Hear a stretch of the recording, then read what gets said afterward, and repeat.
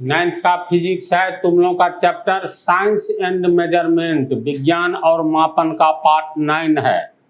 तो पार्ट 8 में हम बतला दिए थे, बहुत कुछ बतलाए थे। 1960 ईस्वी में तौल एवं माप का महासम्मेलन हुआ था। कहाँ? फ्रांस की राजधानी पेरिस के बगल में विश्व प्रसिद्ध शहर है, नाम है सेवरे।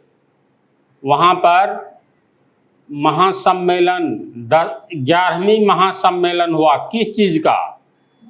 माप एवं तौल का। क्योंकि माप तौल वाली पद्धति संपूर्ण दुनिया में एक ही तरह की नहीं रहेगी तो कितना प्रॉब्लम होगा, ये सब के बारे में बतला दिए थे ना।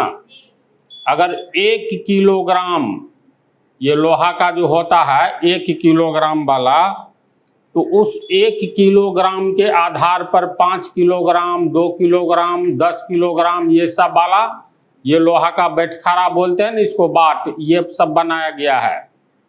तो अंतर्राष्ट्रीय स्तर पर माप तौल की एक ही पद्धति लागू किया गया। इससे पहले अलग अलग पद्धति विभिन्न देशों में लागू थी, जैसे CGS, FPS, MKS, ये सब की चर्चा हो चुकी है। तो व्यापक विचार विमर्श के बाद, लंबी बहस के बाद यह निर्णय लिया गया संपूर्ण दुनिया में एक ही तरह की माप तौल की पद्धति होगी। और इसके आधार पर इससे पहले तुम लोगों को बतलाए थे LMT, लेंथ मास टाइम। 1960 ईस्वी के पहले बेसिक राशि, आधारी राशि 3 ही था न जी। ये महासम्मेलन जो हुआ तो इसमें 3 और जोड़ा गया 1960 में 11वीं महासम्मेलन में। विद्युत धारा, तापमान और ज्योति तीव्रता, तो ये तीनों के बारे में तो सब जानता है। लंबाई, द्रव्यमान बतला दिए। समय तो जन्म लेता है बच्चा, आज समझने लगता है तो 5 मिनट बीत गया, 10 मिनट बीत गया। लंबाई ये भी समझने लगता है, समय भी थोड़ा होश संभालने के बाद। द्रव्यमान किसे कहते हैं ये भी दिमाग में अच्छा से आ गया है, बोलो तो। और ये तीनों चैप्टर, जैसे विद्युत धारा, अभी हम लोग बल्ब जलाए हुए हैं, पंखा चल रहा है, तो विद्युत धारा किसे कहते हैं ये चैप्टर है, इलेक्ट्रिसिटी। इसको जब पढ़ेंगे तब समझोगे। इलेक्ट्रॉन के लगातार प्रवाह को विद्युत धारा कहते हैं। अब कहोगे इलेक्ट्रॉन किसे कहते हैं, तो फिलहाल बैटरी देखा होगा, इसमें लिखा रहता है 100 एम्पियर, 150 एम्पियर। जितना अधिक एम्पियर का होगा उससे हमको उतनी ही अधिक बिजली प्राप्त होगी। तो विद्युत धारा को हम लोग जैसे समय को सेकंड में मापते हैं, मिनट में, घंटा में मापते हैं, तो विद्युत धारा को किस में मापेंगे? एम्पियर में मापेंगे। समय के लिए SI मात्रक पूरे दुनिया में जो लागू है, सेकंड, सब जगह सेकंड चलेगा। द्रव्यमान के लिए किलोग्राम का प्रयोग करेंगे संपूर्ण दुनिया में।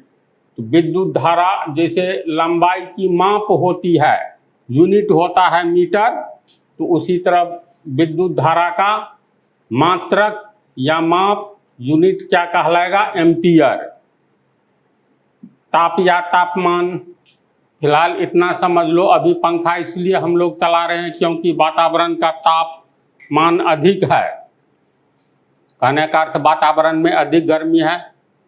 ठंडा के टाइम में पंखा चलाता है? कोई नहीं चलाता है। इसका मतलब वातावरण में ताप कम है। ताप एक ऊर्जा है।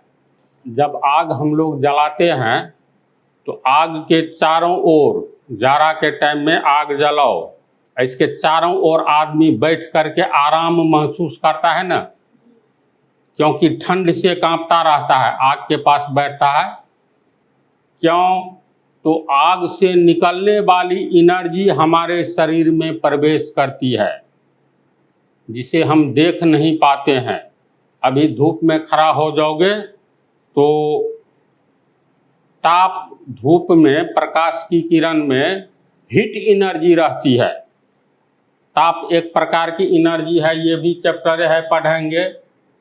समाचार में देखोगे भारत के प्रमुख शहरों का तापमान देता है, यानी वातावरण में कितना हीट एनर्जी है।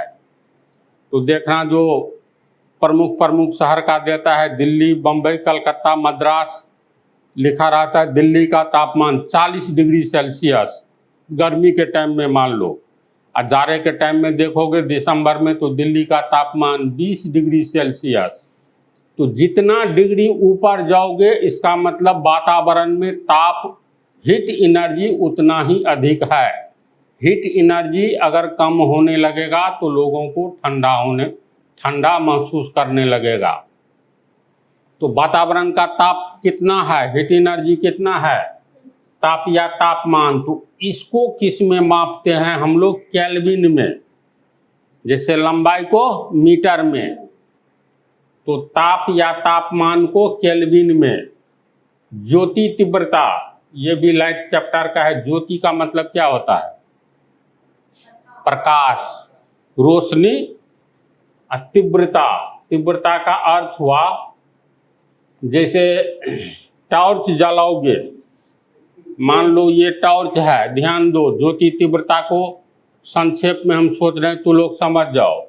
ऐसे टॉर्च जलाओगे तो सबसे अधिक रोशनी कहाँ पर पड़ेगी, बिल्कुल सीधे अगर जलाते हैं यहाँ रोशनी पड़ रही है, ऐसे हम टॉर्च रखे हुए हैं तो सबसे अधिक रोशनी यहाँ होगी, इसके अगल बगल में कम होती जाएगी, ऐसा होता है। तो यहाँ पर सबसे ज़्यादा रोशनी पड़ रहा है प्रति सेकंड।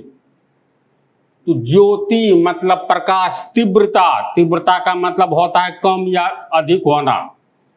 तो ज्योति तीव्रता, जहाँ पर सबसे अधिक रोशनी पड़ेगी वहाँ की ज्योति तीव्रता उतनी ही अधिक होगी।